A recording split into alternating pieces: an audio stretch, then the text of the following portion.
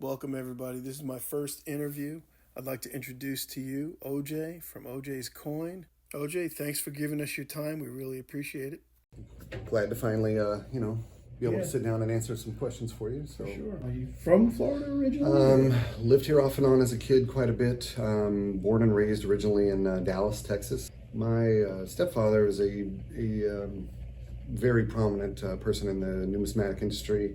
Worked for some of the top companies out there and recruited me over a couple-year period to the point where I finally gave in and came to work for him, and the rest is history.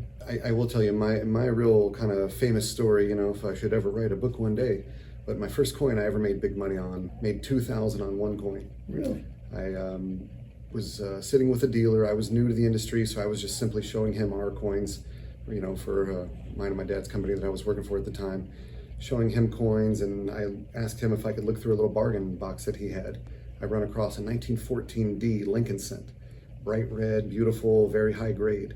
He has it marked AU, and two different times in our conversation while he's looking at my coins, I pull it to the side. I tell him, hey, I think your guys have this marked wrong and in the wrong box or whatnot, and he throws it back to me. He's got it marked 975, and he throws it back in front of me two different times, giving it a half-second flip, and says, no, 900 is the bottom. So I look at it and go, I think this is much better than an AU. I think it's in mint state at least, 63 minimum. I sold it 2 days later at the same show for 65 money, for 2,900. At that point, I decided that I was going to be in this industry in one way or another the rest of my life. Yeah. So that's how you got into the business. How long have you been in this location? This location, coming up on 13 years next month. November 15th will be 13 years since we opened to the public here. I started collecting coins when I was 8 years old in Texas, and started out, with just the basic stuff. Had a local coin shop in our area. It was just close enough to where I could ride my bike to it. I was allowed to ride my bike, and so that guy hated me after a very short time because I would hang out in there a lot. The local ladies at the bank up the street the other direction, I could ride my bike there because you could see all the way to it down my road, and so they hated me. I would go and do my wheat penny hunts until they would come and lock the doors on me and kick me out. That's funny. But of all the years of penny roll hunting, I only found one decent coin. It was a 1910 Lincoln cent in very high grade. Other than that, I've only found a few little pieces of 90% silver, a couple dimes, and a couple quarters over all the years. Do you stack? Are you a stacker? Or? Oh yeah. Yeah. So you're a collector stacker, or you numismatics? Started mostly, off primarily just numismatics. After being in the industry a few years, and especially seeing the big bull run from 2008 to 2011, I started really getting serious about stacking some silver and some gold. I would say I probably lean much more towards silver. I feel like silver has a lot of running room to get to its all-time high, around $50, being at the moment 33 and some change, mid 33s at the moment, but silver seems to have a lot more running room to the upside than gold does. Gold continues to set new records, and I think being now the end of October 2024, we're probably going into some tumultuous times, and probably going to see gold raise up a little bit further from here, even quite a bit more. There's a lot of people speculating 3,000, 3,500. I don't see that as a far cry at all from where we're sitting now. Probably going to hit that, in my opinion, within the next couple of years, but buying and selling on a small scale every day, back and forth, no problem. Just dollar cost averaging? Dollar cost averaging for the most part. That's probably my biggest recommendation to anybody, but I think it's a good idea to have a little bit of gold, but I really do think that silver has much more upside, much more needed and useful in today's economy. There's so many heavy commercial and industrial users out there of silver. You're seeing it in more medical and technology than ever. A lot of these large manufacturers for like phones and computers and all kinds of weird, widgets and electronics are using silver now instead of gold. They can cut their cost basis using silver, and we all know nowadays that a phone or a little pocket calculator is going to maybe last you, 5 or 8 years, and nobody cares after that. It doesn't have to last 30 or 50 years or something like that. So I think a lot of these companies are much more eager these days to use silver. We're starting to see silver in solar technology, medical, things that we've never heard of before. I mean, there's not much, photo processing happening anymore, but so many more things taken over for that. Right, that was a big loss for the industry when Right. film went away. a lot of sagging in the silver demand because they didn't need it for the processing anymore. And it's just, silver is not at the price point where it's recoverable like gold is. You know, you see these guys pumping sand out of the ocean floor to recover the gold from it in microscopic amounts. Silver, you just couldn't afford that, you know, with the price point. So a lot less of it comes back, and a lot more of it gets lost into the slough of industry and commerce and whatnot. Do you agree with the expression "silver is poor man's gold"? Absolutely, Yeah. absolutely. There's a kind of a joking statement in this industry. We say gold is the currency of kings, and silver is the currency of the nobles. Cash is the currency of the commoners, and debt is the currency of slaves. What do you think holds silver back in today's market? What do you think is holding it back? Ooh, well, I might be putting a big target on my back for answering that, but I think silver is being held down, manipulated. I would bet on it. I mean, I think it's It's been proven, hasn't it? 100% certainty. Well, JP Morgan, AIG, a few others got in some trouble for that, but very minor penalties and slap on the wrist kind of things and moving right along. I don't think they're going to let it go mainstream and out their whole program. But if you look most recently here, gas, food, almost every commodity in the world today is skyrocketing. We've seen commodities such as gas and food rising for a year and a half, almost 2 years now, coming out of COVID. Gold's starting to finally really pick up the pace. Silver just now in the last few weeks starting to get some action. Silver also is kind of a victim of a pattern lately in the last, well, probably 3 to 6 months anyway, if not a little bit longer. Most people on the street that are needing cash in small amounts are selling silver, not gold. They're kind of saving the best for last, or the cream rises mentality. Do the save your numismatic coins for the longer term is what I always preach to my customers anyway. If you're buying a numismatic coin or true collector piece, you probably want to be prepared to wait 8 to 10 years before you're going to see a very big increase or a profit margin for you. Right. Whereas bullion works in cycles, runs on a up and down wave cycle back and forth, and you'll see up for several years, down, back and forth, depending on the economy and what's going on in the world. But I think it's a rideable wave, and if you time it just right, you can bring your cost average very low, build a very big stack over a long period of time. Mm-hmm. So we've basically been running now for since the beginning of March. What do you think? What's the prognosis? Where do you think it's going? I know it's hard to pin you down. You're going to hear predictions all over the place.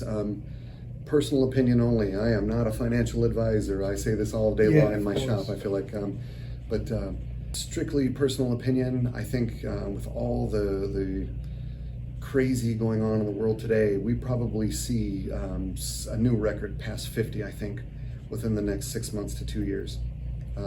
My target price that I'm kind of waiting to see with bated breath here is I think we see a $65 to $85 silver before too long here, probably 2 years or less, and that's probably going to be attached to a $32 to $3,500 gold. If you do the percentage, when gold hit its last high and the last run from 2008 to 2011, when gold hit a little over 1900, I think 1930 and maybe some change was the highest I saw in intraday trading. At the same time, silver was trading just a few cents shy of $50. That would put silver in the 100 and something range today versus the gold price now. Whereas very, very much underperforming, gold on the long haul compared to what it did in that period, from 2008 to 2011. But that being said, silver started out in 2008, say roughly $20 plus or minus a couple. It actually went down to $11.94 one day. That was a big buying opportunity for a lot of people, as well as myself. I bought pretty much every penny that I could in silver that day. I sold most of my silver at that time between $43 and $45. Probably averaged more like 42 because I sold a big chunk all at once to help open this store. You actually saw from 8 to 11, silver went down and then went back up again. I feel like we've been in another pattern for at least a year and a half, just like that all over again. I feel like silver has been floundering. It went way down during COVID, but even after that, when it seemed to level off again, it pulled way back, and now it's starting to trickle back up again. There are people that even speculate now we may see one more big pullback on silver to let the small governments and large manufacturers get their fill before they let it run openly again. But I sure think with J.P. Morgan holding the largest known hoard of silver ever in human existence, they're probably going to want to see it go to some new highs again. Right. So, now you always hear that the big banks are all shorting silver. That's what I hear all over YouTube. That was the big rub with the Chase, J.P. Morgan, AIG, and Deutsche Bank. They were essentially being allowed to short it on one side in one division of their companies and purchase physical through COMEX and others in another division, manipulating the price on something that they're actively purchasing. So as far as buyers versus sellers coming over the counter, which direction? Buyers versus sellers for me lately are kind of a mixed bag. A lot more sellers of silver lately than I expected, with the price still being what I feel like is a little bit suppressed. A lot of people selling gold lately, but a lot more, I would say, in my opinion, purchasing. I've seen for probably a year and a half, two now, a fear factor in people off the charts that I never saw in 2008 through 2011. People wiping out very large bank accounts, annuities, selling properties, things like this, not wanting to leave large amounts of cash in the bank at all, purchasing any kind of assets that they can get a hold of, mostly property, metals, things like that. But what I'm seeing on my end, obviously, large purchases of gold. We're setting new records in here every other day. Just new records on gold, every few weeks lately. You can see the tide is definitely turning, and people are panicked. People are worried about what's going to happen to the dollar, and I think they're looking for safe haven, places to put money in, to hedge against inflation, so to speak, something they can sell back into the market, whatever the dollar means at that time, once all this financial hubbub is over. Mm-hmm. So we'll see. I remember specifically being in here one day when a little old lady from Pasadena came walking in, and you carried 4 monster boxes of maples. That's become a regular thing. 4 monster boxes? Yeah. In one shot? I was like, man, look at this. Yeah, we were going to wholesale once every 2 months up until the last year or so.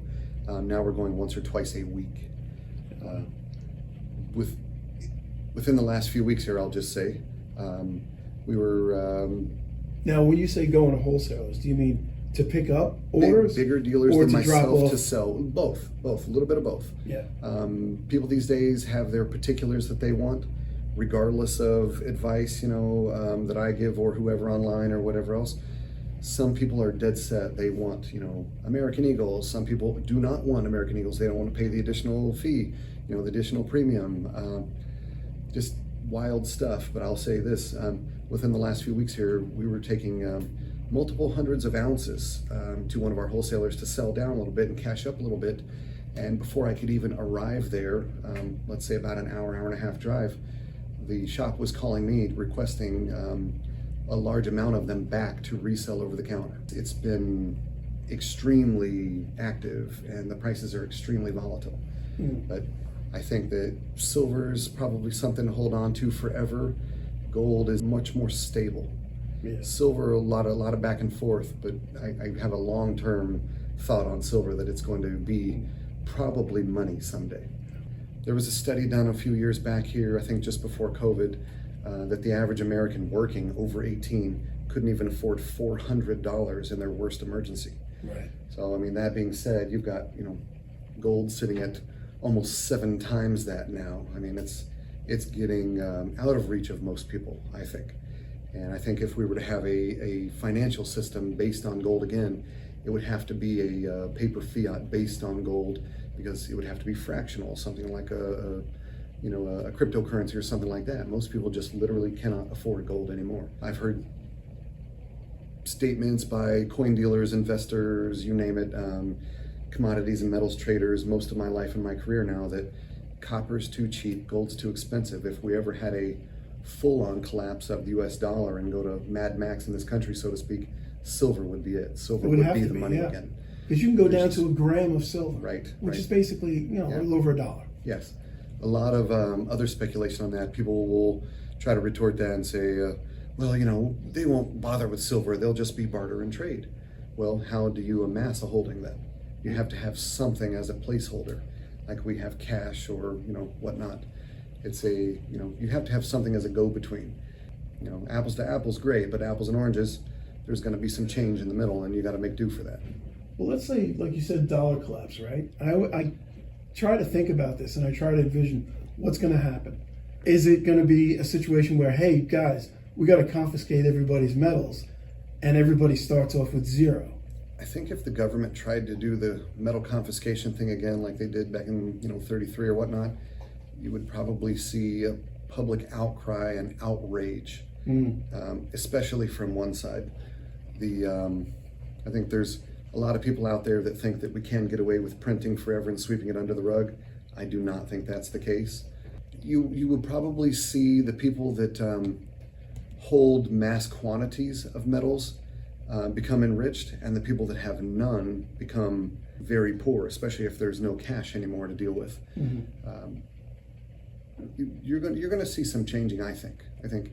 A lot of people speculate that shops like ours that deal in gold and silver would become like the bank if the bank was no longer. But what do we pay them out for if we're buying gold and silver? Are you at that point you're just trading? You're not really buying and selling anymore. You're just trading. Right. So only time will tell. Just changing the subject for a second, getting back to refineries and wholesalers. Is the money still good with them as far as like the speed of the money? Because I hear a couple of different YouTube channels that when the refineries and the wholesalers start slowing down, that's going to reduce the price. You can always tell when they are getting full, so to speak, because their buy price backs off. Most of the biggest people are good for tens of millions, which is not anywhere near what most of us are going to get up to. And you definitely see a difference in the patterning. They'll charge less to purchase their products and offer less when they're kind of getting their fill, so to speak. A much more premium product is obviously going to have a higher, premium on it, dollar cost, wise. But yeah, you can see well, I'll tell you, just in the last several weeks here, since we've seen action finally on silver and new records on gold again. When I go to my wholesalers or refiners, I generally make appointments, and there is long waiting lines that I've never had to deal with before in my career, ever. Do you worry about liquidity with them? Like, in other words, they're going to say, hey, look, we can't pay you today. You'll get a check in 2 weeks? Because I've heard that too. Some of the bigger outfits are doing that already. They're starting to do that. Yeah. Yes. They didn't do that before, though, right? It was like you show up and boom. Some of them that are like mail order services and things, when you mail into them, they're kind of slow boat anyway. Okay. They're not in a hurry to turn around and your stuff, and they're not in a hurry to drain their account just so they can sit on your stuff. But at the same time, they want to turn it around rapidly enough to where you're not upset, waiting on your money because they want you to come back to them again. So I would say there's a mixed bag on that. When you bring silver to a wholesaler or a refinery, right? How do you decide? They're two different entities, I would imagine. Absolutely, yeah. Refiners are typically going to be for odd weight, things that are not what they call today, in today's terms, retail friendly. There's a bunch of pieces out there that are odd weights that are still very known and trusted. The British sovereign, gold sovereign, things like this, 0.2354 ounce troy of gold.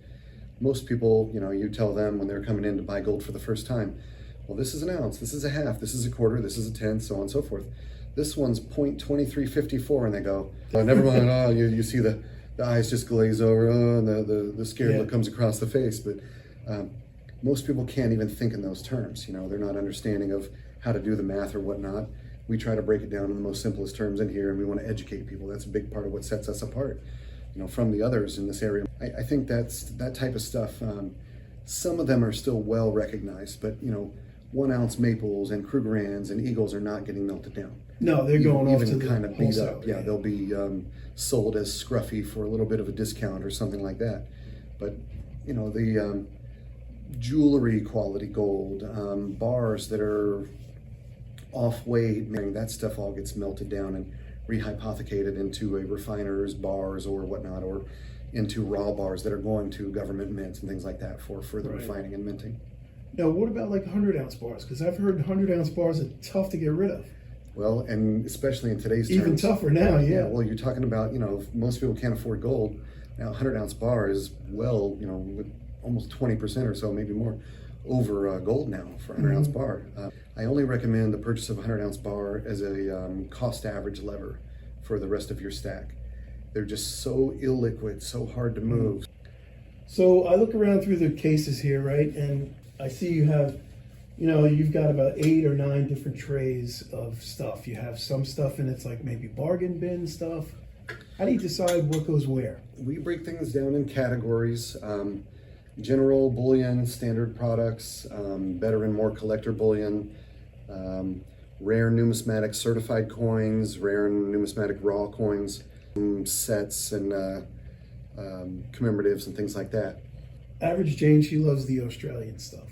The Australian stuff never seems to make it over into that bargain bin. That's where I like to shop from. It's a lot lower mintage, yeah. A lot lower mintage on Australian, especially the Kookaburra.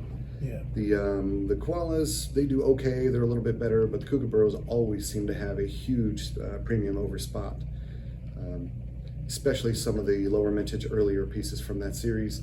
And they've done 10-ounce rounds, really interesting and neat to see there. Yeah. Again, rarity. It's like with anything in coins, rarity over age by far. There are coins that are 130, 150 years old that are, dime a dozen, so to speak. Very, very common. You can buy handfuls for, very inexpensive. And there are coins from just the last 3 or 4 years here that are extremely rare and have doubled, tripled, so on in value.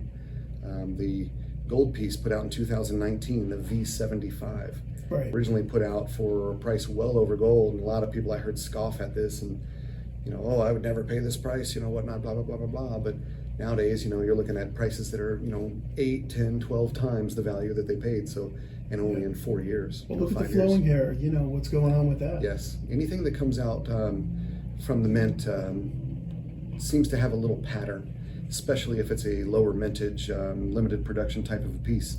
I coined a term years ago I call the eBay effect. It seems that anything limited edition by the mint sells out on the mint website almost immediately. These guys take it and run to eBay and put it on there and run the price into the stratosphere. And some of these folks out there will pay and pay and pay until they get their fill. Well, once the final person has paid the most that they will and they start to come back down again, you see just a drastic crash, back down to very minimal levels, and you can buy these things at huge discounts, and then you see a slow, steady march to where they should have been all along, and the realistic price discovery starts creeping back in. I tell people in here pretty regularly, especially if they're new to buying gold and silver and stacking, do not look at gold and silver prices every minute of every day like it's some kind of a game or something to watch. You will drive yourself absolutely crazy. Well, it's definitely long term, yeah. And cost average. That's another thing I get asked all the time is, how do I know when to buy? How do I know when to sell? What's a good price? Is it up or down? You have to know your cost average. If you have a cost average in place, if you can buy with the premium cheaper than what your cost average is, you are now bringing down your cost average. So it only makes sense to buy in that time to me. Similarly, on the opposite end of things, unless you're just a forever stacker, if you want to take a little profit every once in a while, like the big boys do in these hedge funds and banks and whatnot, when the price goes up enough to where you can make a little profit, you think it's going to go back down to where you can buy back again later and keep on stacking, why wouldn't you? To me, the cost average, unless you're buying something specifically for a long-term rare investment, on its own, cost average is where you need to be. You need to have some kind of basis to know where you stand. Especially if you're selling a large amount and you don't know where you stand. You could be subject to all kinds of a tax liability. Right, yeah, true. That's a whole other issue.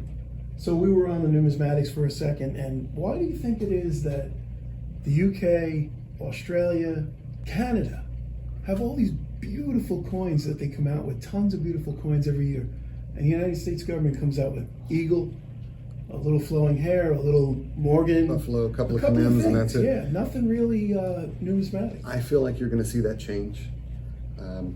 For many, many years now, I've been squawking behind the scenes and to whoever would listen about privy marks, especially from Canada and Perth Mint, the multiple versions of a maple leaf, so to speak. Right. And I said, I predicted it. You're going to see the U.S. do this eventually. How do you sell especially if you have a basic product that everybody knows and trusts and loves and whatnot, how do you sell them more? Well, when you start putting a privy mark, now you have 5 different versions of the same thing. So now, like say with Canada, you may have to buy 4 to 6 per year instead of the 1. Right.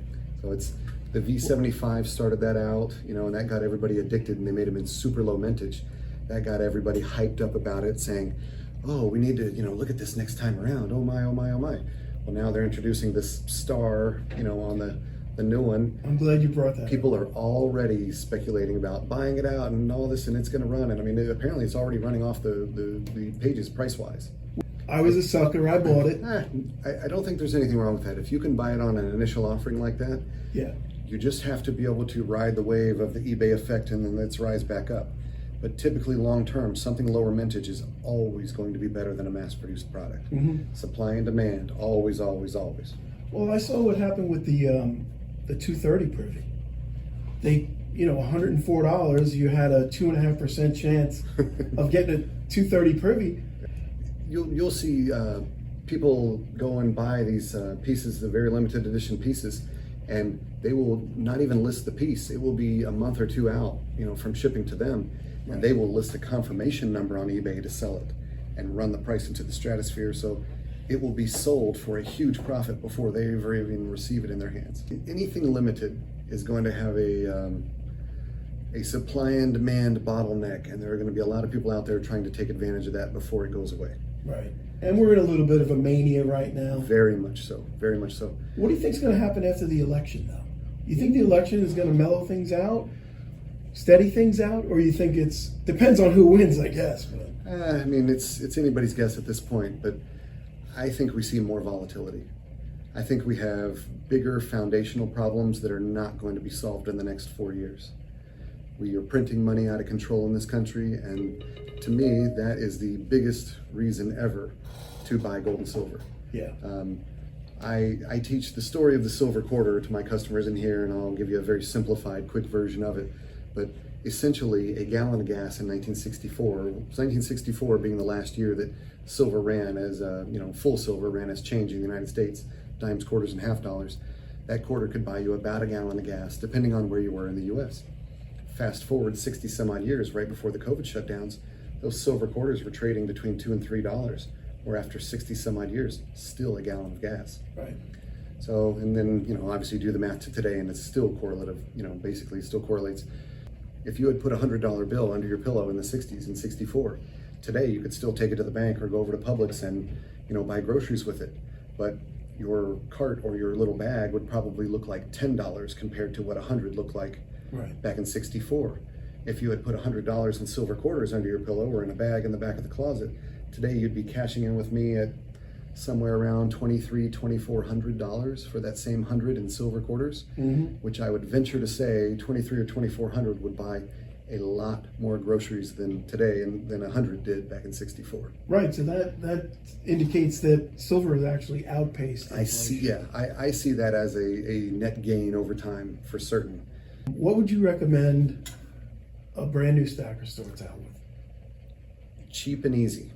Easier to transact and easier to replace. To most people just starting out, it's going to be same as cash and like a little bit of a savings plan. And especially if you're starting off on a really tight budget, you may need to dip into it from time to time for an emergency. Highly recommend you don't buy something really rare, but I recommend generic ounces.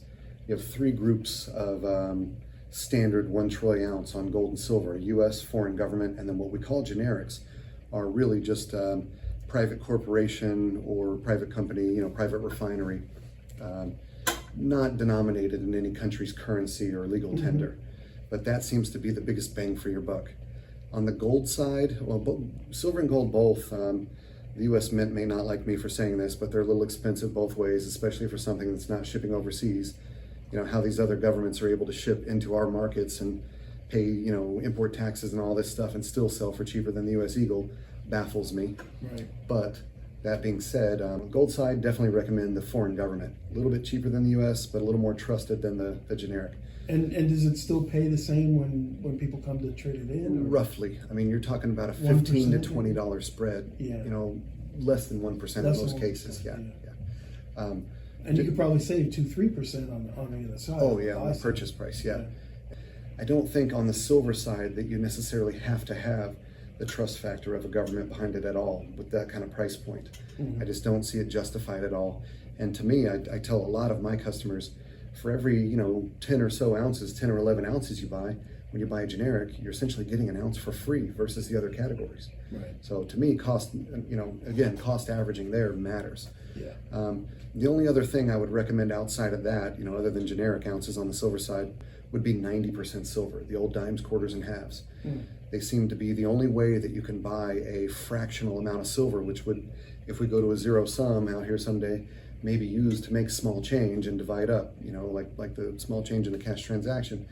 But when you have those old dimes, quarters, and halves, that may be a little necessary thing if we ever go to a zero sum situation. Right. And they're trusted, they're known. Yeah, very known, very trusted. Most of the issues are well known in the United States anyway, and trusted mostly around the world from most of the professionals around the world anyway. I think you would see the general public catch up on that real fast also. But I definitely recommend most people have a little bit of 90%. So somebody new, you would definitely recommend obviously starting with silver. I think Which silver, most people do. I think silver is the best way to go. Initially, it seems to have the most upside potential, best price point, best entry level point, just accepted everywhere. Right. And The one negative I would say with silver is storage, right? So once you start bulking up, you get a little bit of, you get over 1,000 ounces or so, that's... some of the wealthier clients that we deal with have raised that to me for a couple of years now. One in particular makes the joke, how am I going to run in the middle of the night with 600 pounds of silver on my back? Right. And he's like 78. So, but I mean, I guess you don't. So, I think if you are actually worried about running in the middle of the night, gold is a better option for you. No doubt. Okay? I mean, let's be real. Most of the people fleeing South Africa back in the 70s and 80s were not carrying silver. Right. They were carrying gold Krugrands, and very hastily. Yeah, I did a video of that where I put 8,000 in silver on the table and 8,000 in gold. The gold you could fit in a bottle cap, I just for kind of grins the other day, just to show some of these guys that have not been around the industry as long as others, I carried them back 100 ounces of gold and put it in the palm of their hand and said to them, is this the first time you've ever had $250,000 in the palms of your hand? And every single one of them answered yes. Yeah. No, it's true. You can fit 100,000 in gold easily in your pocket. Very much so. Yeah. Yeah. All right. I guess we're gonna wrap it up here. This is the first highlight pieces. Yeah. Oh, absolutely. Yeah. Let's do that. Okay. So we're back. I just want to highlight a few things quickly that are on my wish list, and just to kind of give you an idea of what OJ has. So these 3 items here are things I wish I could walk out with right now, but that ain't gonna happen. So can you show me what we got here? Well, we'll do layaway for you. Okay. So what we have here are old and new versions of Engelhard 10-ounce silver bars. We call this one new, but it's probably got 30 plus years on it anyhow, but you can see how far they've come over the years. And these, even with such different shapes, are the exact same weight. You can see the thickness difference there spreads out to equal the same amount of overall weight. So 10-ounce Engelhard's there. And then of course the Carson City, that's big time on my This is a favorite. This is kind of a common date for Carson City, especially in a GSA holder. This is an 1884, but these guys ran 1878 to 1893, mostly produced in Carson City. All right. Well, listen, man, I appreciate you giving up your time like this. Thanks, glad to do it. Introduce you to the people. Appreciate you. Thank you so much. Thanks so much, Joe. Appreciate you. Till the next time. All right, I know this one was long. It was great getting together with OJ from OJ's Coins. If you guys liked the video, please smash all the buttons. Average Joe, out.